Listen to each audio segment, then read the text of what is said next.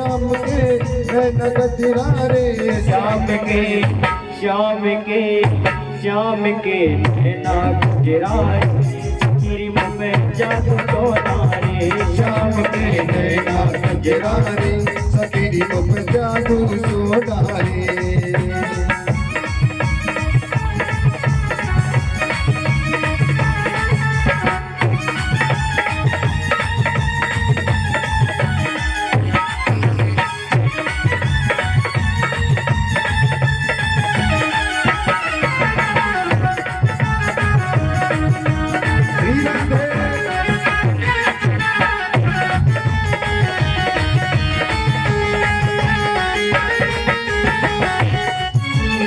बलिहारी जाऊं तेरी बाकी अदा पे, बलिहारी जाऊं तेरी बाकी अदा पे, बलिहारी जाऊं तेरी बाकी अदा पे, बलिहारी जाऊं तेरी बाकी अदा पे। मोर मुकुट तेरी बाकी छटा पे, मोर मुकुट तेरी बाकी छटा पे, मोर मुकुट तेरी बाकी छटा पे, मोर मुकुट तेरी बाकी छटा पे। शाम के शाम के शाम के नैना दीवार बता दो सोना रे। शाम के नैना कजरा रे, सखी मुँह पे जादू टोना रे। जादू सोना रे, शाम मुँह पे जादू सोना रे, जादू टोना रे, सखी मुँह पे जादू टोना रे। शाम के कजरा रे, सखी बता दो सोना रे। शाम के नैना कजरा रे, सखी मुँह पे जादू टोना रे।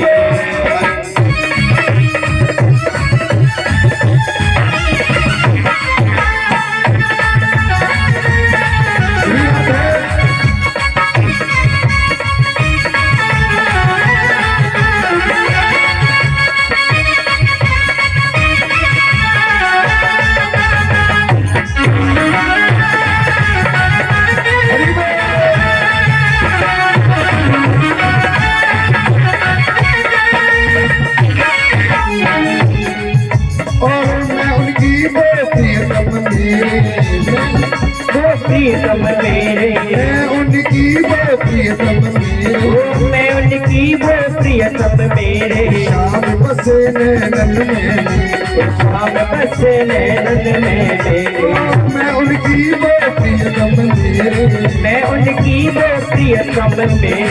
शाम बसे नैनन मेरे, शाम बसे नैनन मेरे।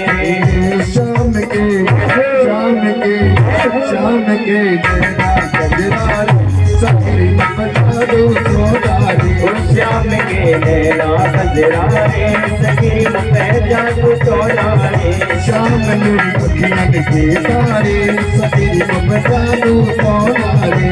शाम की अखियन के तारे, सखी मुँह पे जादू टोना रे। नैना कजरा रे, शाम के नैना कजरा रे, नैना कजरा रे, शाम के नैना कजरा रे। शाम के शाम के शाम के नैना कजरा रे, जादू टोना। शाम के नैना कजरा रे, सखी मुँह पे जादू टोना रे।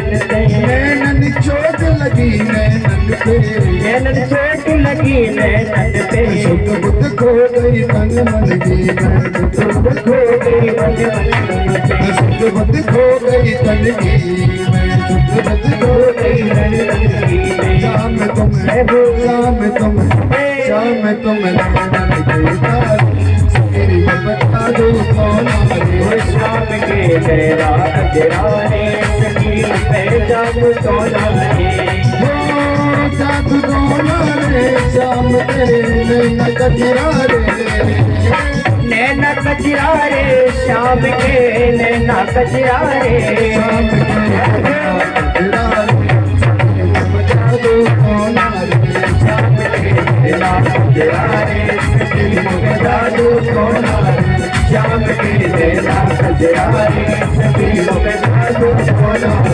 श्याम के नैना कजरा रे जादू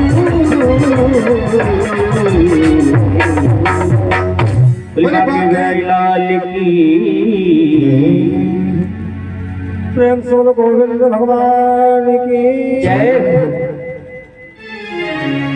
सुखदेव जी से परीक्षित जी कहते हैं कंस गमन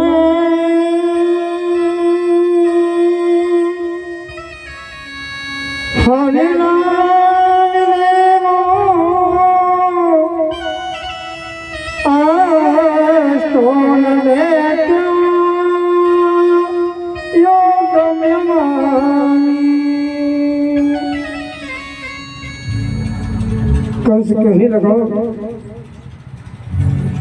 अष्टासुर व्यक्ति आप सताए जाए और कन्हैया से मुक्त करें। अष्टासुर नाम का व्यक्ति था, बड़ा बलशाली, बड़ा शक्तिशाली था। उसी बल को देखा है अष्टासुर के साथ में कन्हैया ने युद्ध किया है। 34 दिवस बीत गए, अति बलवान था। 34 दिवस के मध्याह्न में ही अष्टासुर का भगवान ने उद्धार कर दिया है। प्रेम से मुरली मनोहर घनश्याम की जय। यूं ही कंस को पता लगा, किसी मंत्री सैनिक ने बताया आपका जो सैनिक थे अष्टासुर वो तो परम धाम को चले गए, उनका उद्धार हो गया। कन्हैया ने उनका उद्धार कर दिया है। कंस बड़ा दुखी होने लगा। मथुरापुरी में खलबली सन्नाटा छा गया, अंधकार हो गया। धन्य है ऐसा कन्हैया, मेरा कोई भी सैनिक जाए उसका उद्धार कर देता, उसका संहार कर देता है। धन्य कन्हैया। कंस बैठे थे मथुरापुरी में अपनी राजगद्दी पर। देवर्षि नारद जी करतर गिरा परमात्मा का भजन करते हुए करतर गिरा अपने रामधुन में कैसे बजा रहे थे। तो बाबा जी कहते हैं एक बारी करता गिरा एक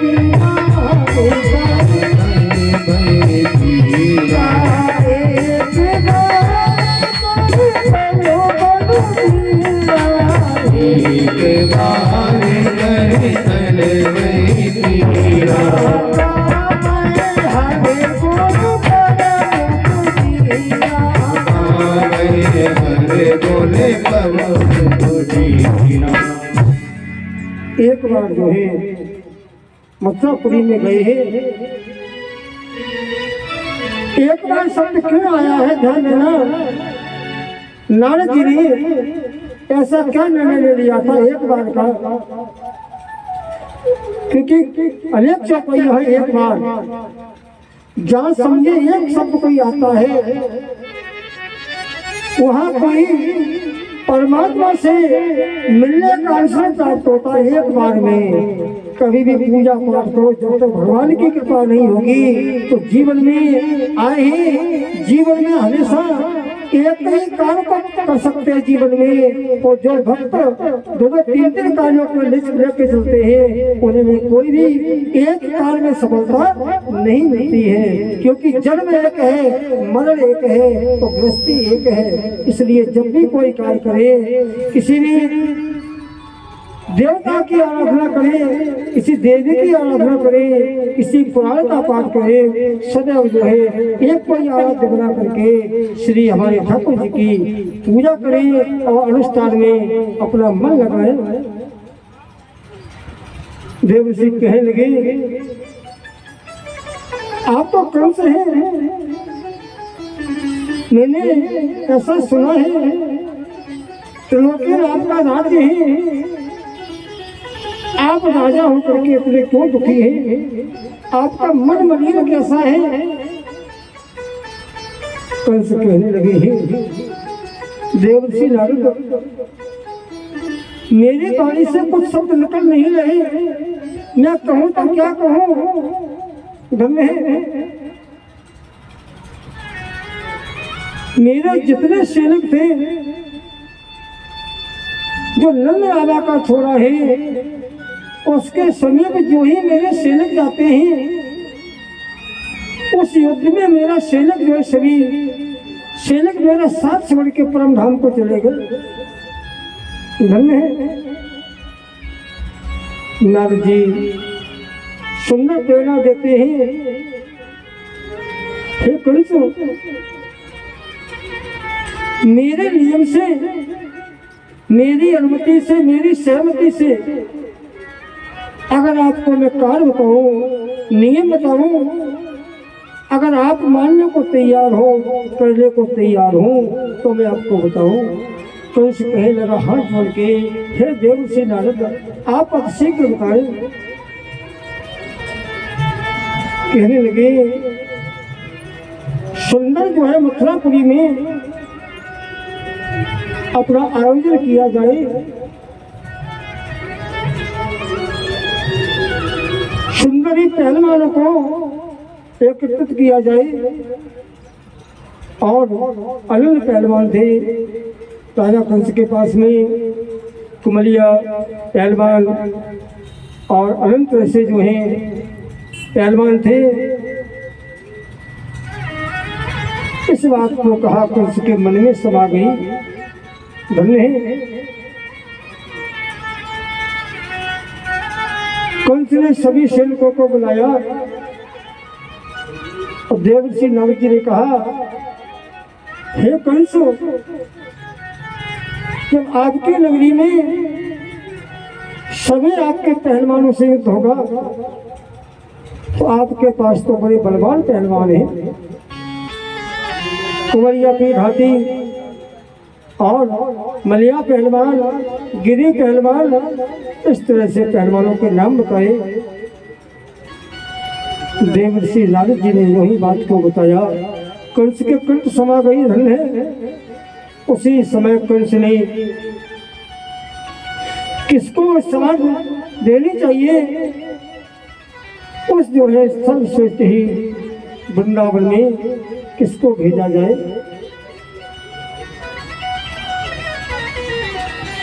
कंस को ध्यान आया, अक्रूर जैसा ज्ञानी, अक्रूर जैसा ध्यानी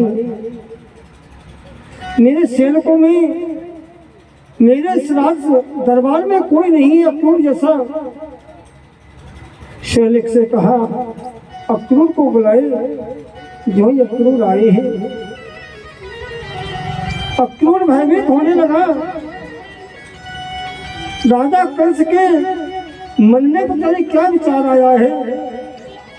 अक्रूर जो है, अक्रूर नेत्र से अश्रु बहाते हुए जो ही पहुंचे कंस के सामने, चरणों में नतमस्तक को लगाया। कंस कहने लगा, हे क्रूर, हे काका क्रूर, मेरा एक संदेश है। अक्रूर ने कहा, आपका संदेश नहीं कहेंगे तो किसका संदेश कहेंगे? आप तो मथुरापुरी के राजा हैं, आपके राजा होने के काल में जितने मथुरापुरी में हैं, आप जो कहेंगे वही निर्णय आपको सब मानने को तैयार है। अक्रूर ने अनुमति ले ली है कंस से। कन्हैया बलराम दोनों के लिए उन्होंने संदेश लिखा है। कंस ने संदेश लिख के दे दिया, मेरे यहाँ मल्ल जो है अखाड़ा जो है प्रारंभ होगा, उसमें जो भी विजयी हो जाएगा, कंस ने कहा उसको सुंदर जो है स्वर्णमयी इनाम दी जाएगी। अक्रूर को जो है पत्र मिला है, धन्य है। अक्रूर रथ में बैठे हैं। अक्रूर का जो है तल जो है रथ में है, मन भगवान में है, ध्यान देना। उनका जो है तन तो रथ में है और मन वृंदावन में है, भगवान के चरणों में। अक्रूर का जो ही मथुरा से जो है वृंदावन का पदमार्ग 2 घंटे का रास्ता है। अक्रूर का रथ को जो है सूर्योदय से प्रारंभ हुआ चलना, रथ का दिन भर चला और रास्ते के भी चला। क्यों? उनका जो है मन भगवान के चरणों में था। कंस की आज्ञा से कंस का भी काम हो रहा है। अक्रूर को सबसे बड़ी खुशी थी, सबसे बड़ा भाव था, कंस के आदेशानुसार हमको जो है भगवान के दर्शन हो जाएंगे। प्रेम से गोविंद भगवान की जय। अक्रूर ने किसी भक्त से पूछा,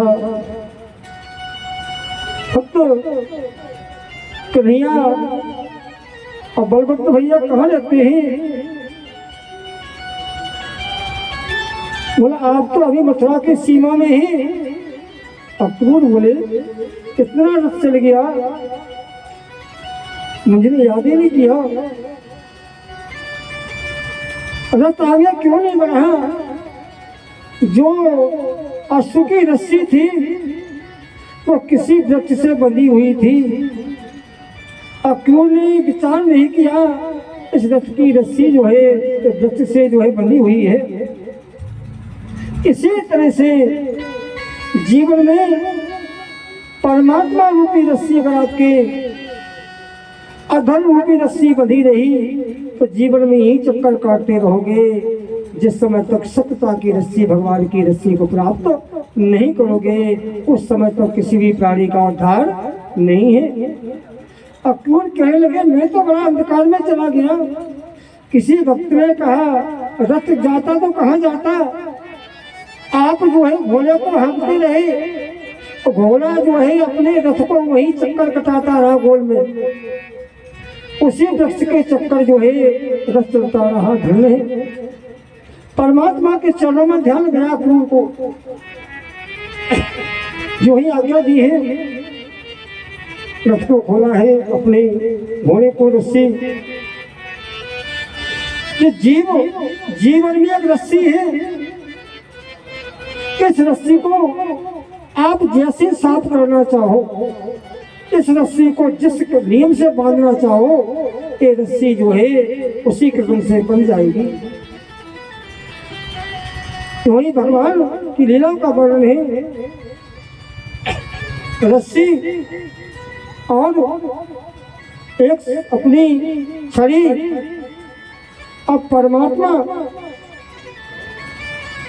यशोदा मैया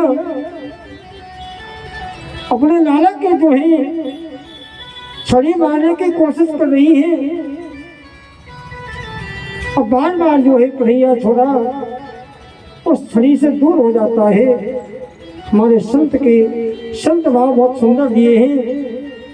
छड़ी जो है सर्वश्रेष्ठ माया है, यशोदा जो है भक्ति है और कन्हैया हमारा ब्रह्म है। छड़ी रूपी जब तक हाथ में माया रहेगी तो भगवान माया से विशेष दूर रहते हैं। भगवान कहते हैं जहाँ पर माया का वास है वहाँ मेरा स्थान नहीं है।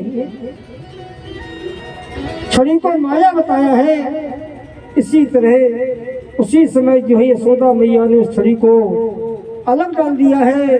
उसी समय परमात्मा यशोदा मैया के गोद में बैठ गए हैं। इसी जीवन में जब तक माया ग्रसित रहेगी उस समय तक परमात्मा कहते हैं उस भक्त पर, उस जीव पर मेरी कृपा जीवन में कभी नहीं हो सकती है। भाव की पूजा होती है, अगर भाव विचार अच्छे नहीं है तो पूजा भी आपकी सत्य जो है परमात्मा के चरणों में नहीं है। हमारे बाबा जी बड़ा सुंदर वर्णन करते हैं, जिनके मलय बाबुना जैसी, जिनके मलय बाबुना जैसी,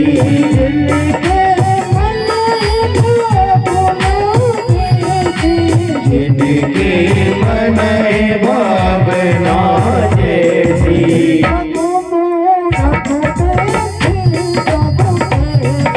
प्रभु मूर्ति तेरी।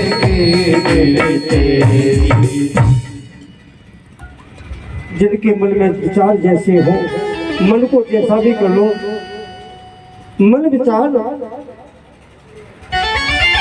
पूजा भाव से होती है, पूजा धन से नहीं होती है, न पूजा शरीर के बल से होती है।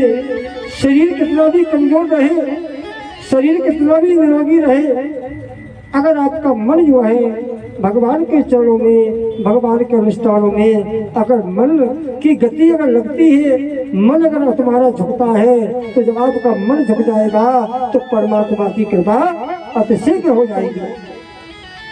क्यों मन की गति बड़ा ही चंचल है। अक्रूर जी जो है आए हैं बलभद्र भैया और बलराम और कन्हैया जो है विचार कर रहे हैं। संध्या कालीन का समय है और रथ जैसी आवाज आई, जो ही देखा उस नगरी में, उस मार्ग में रथ के पहियों के कारण जो धूल छा रही है, कन्हैया विचार करने लगे, हे भैया, हे बलभद्र भैया, इस नगर में ऐसी क्या अनहोनी हो रही है। मुझे ऐसा लग रहा है नगरी में किसी तरह से कहीं धुआं हो रहा है, कहीं अग्नि तो नहीं लगी। बलभद्र कहने लगे, हे कन्हैया, ऐसा नहीं है, ऐसा नहीं है। जो ही आकर के कन्हैया ने देखा है, बड़े प्रेम से जो है बलभद्र भैया गौ का दोहन कर रहे थे। गौ का दोहन की अपने पात्र को वही छोड़ दिया। हमारे अक्रूर काका आ गए, मेरे काका पिता के समान हैं। उसी समय भरे अक्रूर को जो है हृदय से लगा लिया। अक्रूर के काका के चरणों में गिर गए और कहते हैं, अक्रूर जब तू देखा, अक्रूर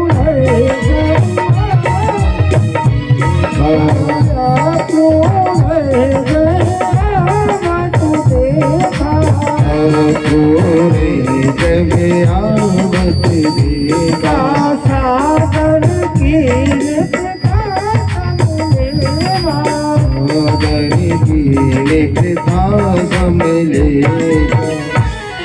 जो है कन्हैया ने देखा, पिता का समक्ष उनका स्वागत किया है।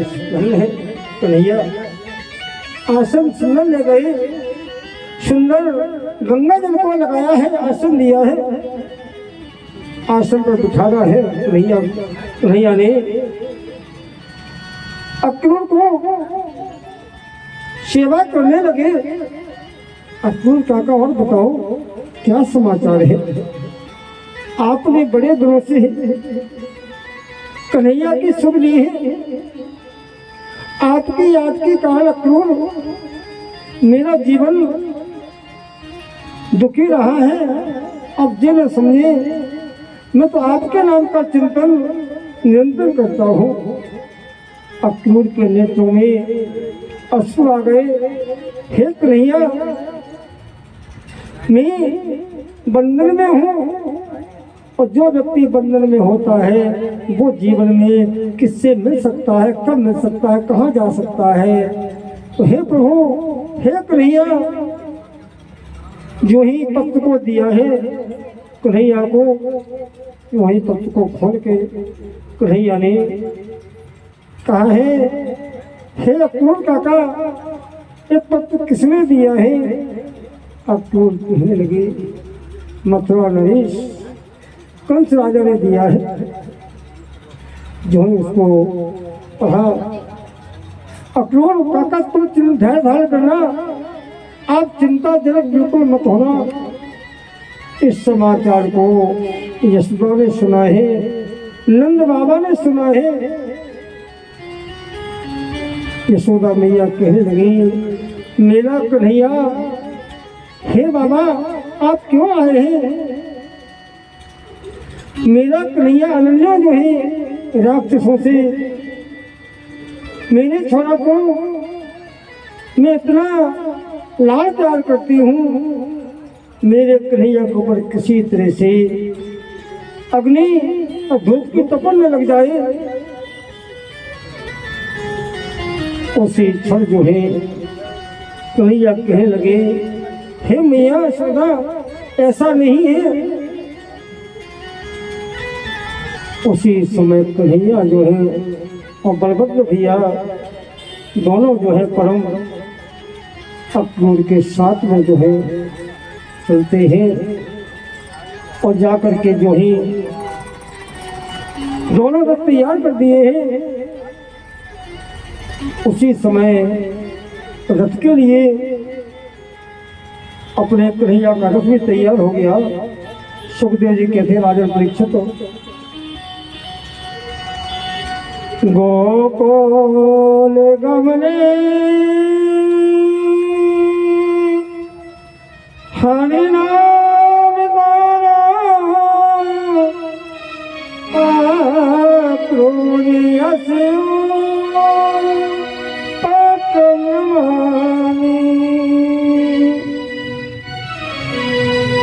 वही पत्र को पढ़ा है। अति शीघ्र ही रथ को आगे बढ़ाया है। अक्रूर से कहा, हे अक्रूर काका, आप चले।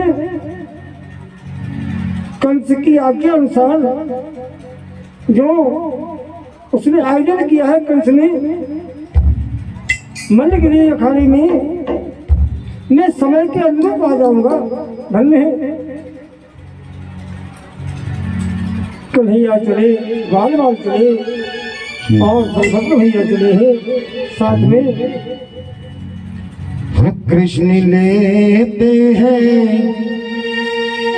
ब्रज से विदाई की मैया मोहे याद ना करे, कि मैया मोहे याद ना करे, कि मैया मोहे याद ना करे।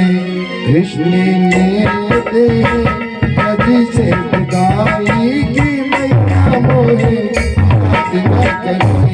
कृष्ण लेते हैं ब्रज से विदाई की मैया मोहे याद ना करे। कृष्ण लेते हैं ब्रज से विदाई की मैया मोहे याद ना करे। कृष्ण लेते हैं ब्रज से विदाई की मैया मोहे याद ना करे।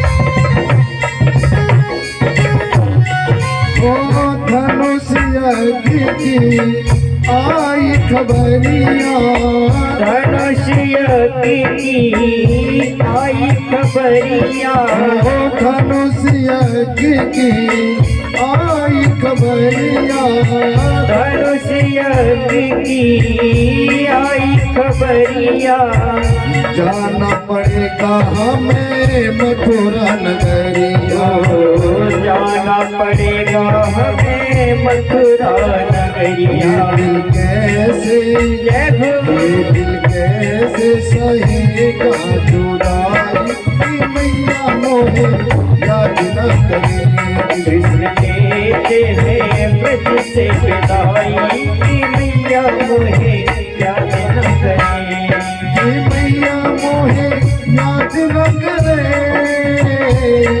की मैया मोहे याद न करे ये कैसी जय हो कैसी खड़ी है आई की मैया मोहे याद न करे कृष्ण लेते हैं ब्रज से विदाई की मैया मोहे याद न करे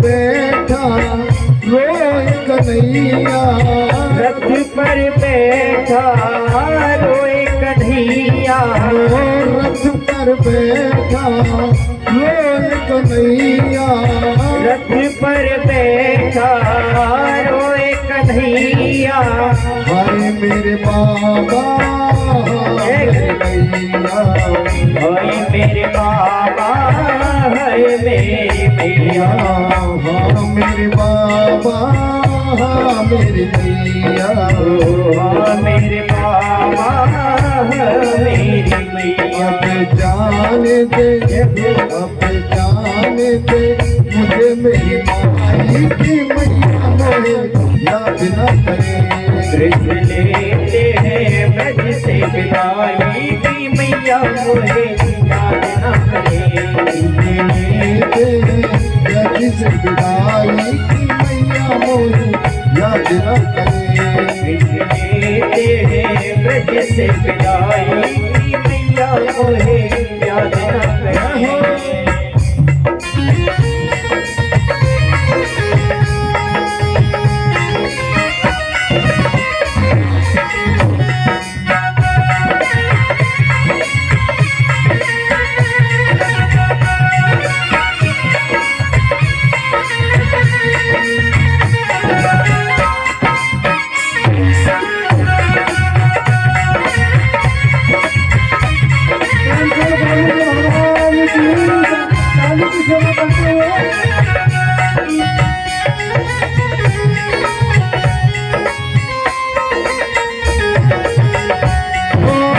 ब्रजवासी सब हो रहे हैं ब्रजवासी सब रोए रहे हैं ब्रजवासी सब हो रहे हैं ब्रजवासी सब रोए रहे हैं कैया बछड़े तड़प रहे हैं गैया बछड़े तड़प रहे हैं कैया बछड़े तड़प रहे गैया बछड़े तड़प रहे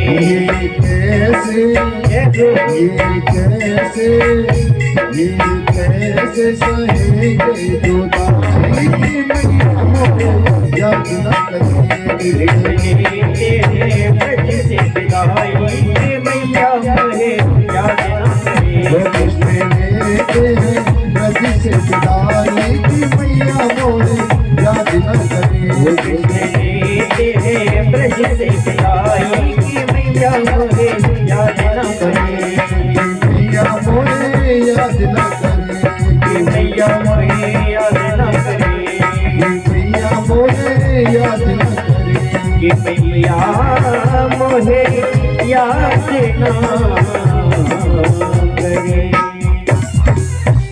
प्रेम से गोविंद भगवान की जय। सुखदेव जी कहने लगे, हे राजन परीक्षित,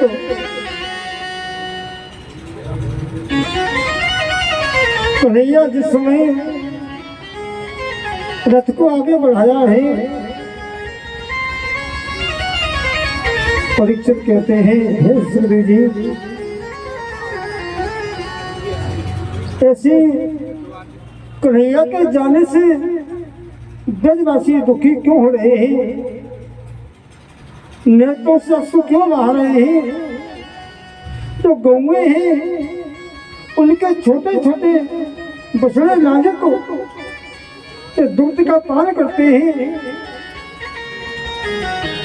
ये क्यों रो रहे हैं। सुखदेव जी कहते हैं, हे परीक्षित जी, आज का भी यही युग है। जो भक्त परमात्मा के लिए रोएगा, ध्यान देना, तो परमात्मा उस भक्त पर कृपा करेगा। परमात्मा भक्ति के आंसू को चाहता है, परमात्मा संसार के धन को नहीं चाहता है। पशु है वो भी देख रहे हैं, जिसके जहाँ पर जन्मभूमि हो उस व्यक्ति को जन्मभूमि से निकाला जाए।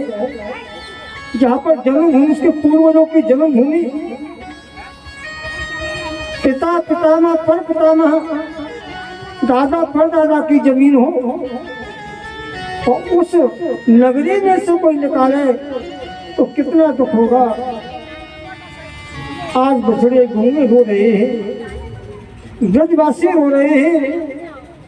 आज मेरे कन्हैया चले गए, मेरी ठाकुर जी की बांसुरी बजती थी, मेरे ठाकुर जी जो है संध्या बन में आरती होती थी, माखन मिश्री का भोग लगता था। बेचारे दुखी हो रहे हैं। रथ को आगे बढ़ाया है, धन्य है। आप संसार के लिए आंसू मत बहाओ। संसार में आंसू बहाओगे तो कोई देखने वाला नहीं है। ये भी संस्कार, संसार जो है अंधकारमय है। अगर आंसू बहाना है, संसार में आंसू बहाए जाए, जो आपके आंसू की कीमत समझे, जो आंसुओं का मूल समझे, उसके सामने तो आंसू गिराए जाए। और जो संसार में जिसके सामने आंसू गिरे हैं, वो आंसू के मूल को न जाने, ऐसे भक्त के पास कभी भी आंसू ना बहाए। वही आंसू तो संसार जो है एक कल्याणमय नहीं है, अकल्याणमय है। क्योंकि ये मनुष्य शरीर बड़े महान पूर्वजों की कृपा से बना है। हमारे पूर्वजों ने अच्छे संस्कार किए होंगे, कोई हाथ से ऐसे दान किए होंगे जिससे मानव शरीर बना है। हमारे परम पूजनीय बाबा जी बड़े भाव से सुंदर वेतन करते हैं मनुष्य शरीर का। बड़े भागी मानुष तन पावा, मानुष तन पावा,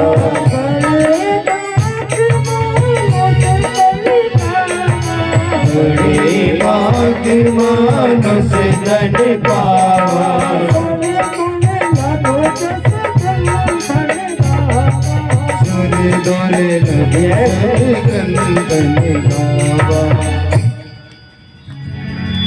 इस शरीर में हमारे संत मानुष तन की जगह पावा की जगह कर देते थे। बड़े भाग अन्य किसी का नाम लगा देते, लेकिन नहीं, मानव सृष्टि ब्रह्मा जी ने सृष्टि की है। बड़े भाग्य से शरीर भी मिल जाए और भगवान बुद्धि न दे, ये भी क्रिया जो है विहीन हो रही है शरीर से। यही रथ को बढ़ाया है, भगवान को कन्हैया को याद आ गई। धोबी जो है सरोवर के किनारे कपड़े जो है साफ कर रहा था। वही ग्वाल वालों ने देखा है, क्योंकि ग्वाल वाले कह रहे कन्हैया कितने सुंदर वस्त्र सूख रहे हैं और मथुरा जा रहे हैं सुंदर राजा कंस की नगरी में। वस्त्र के लिए व्यवस्था की जाए। कन्हैया ने कहा जितने आपके नए वस्त्र हैं, उसी समय ये वस्त्र जो है हमारे ग्वाल वालों को धारण कराए। धोबी कहने लगा किसी राजा के हमारे यहाँ ऑर्डर से लगे हुए वस्त्र लेने के लिए आए हैं और राजा के यहाँ बहुत अच्छा कार्यक्रम प्रोग्राम हो रहा है। कन्हैया कहने लगे हे भक्तराज, तो इनके लिए कपड़े जो है आपके पास दूसरे वस्त्र हो, हमारे ग्वाल वालों को धारण करा दो। धोबी जो है क्रोध करने लगा। कन्हैया को याद आ गई ये वही धोबी है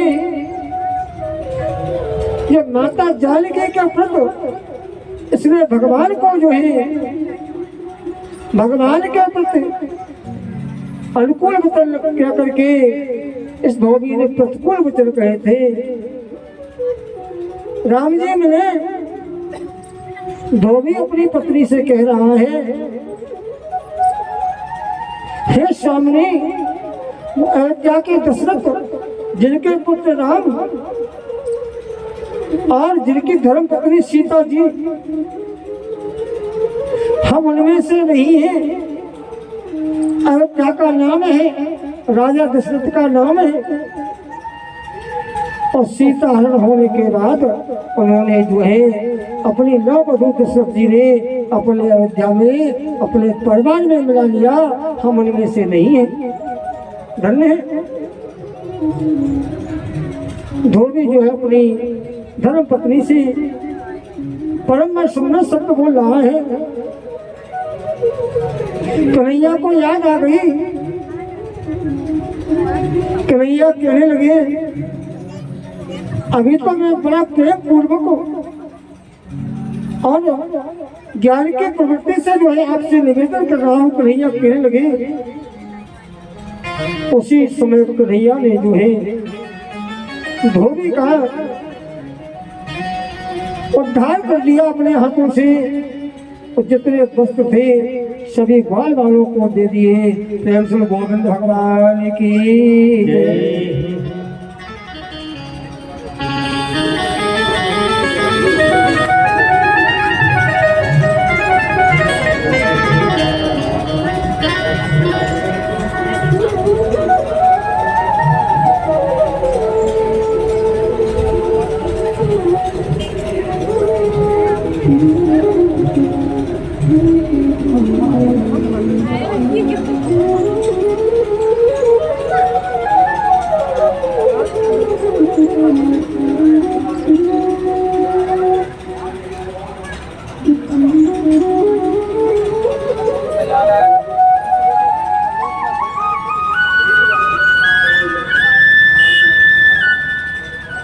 कन्हैया जो है प्रेम से गोविंद भगवान की जय। उसी समय कन्हैया बाल वालों को साथ लिए। अब कोई कपड़ा 36 नंबर, कोई कपड़ा 13 नंबर। बाल बाल कोई छोटे हैं कोई बड़े हैं। उनके कपड़ा ऐसे लग रहे हैं जैसे बैंड वालों के कपड़े लग रहे हों। कोई हरे हैं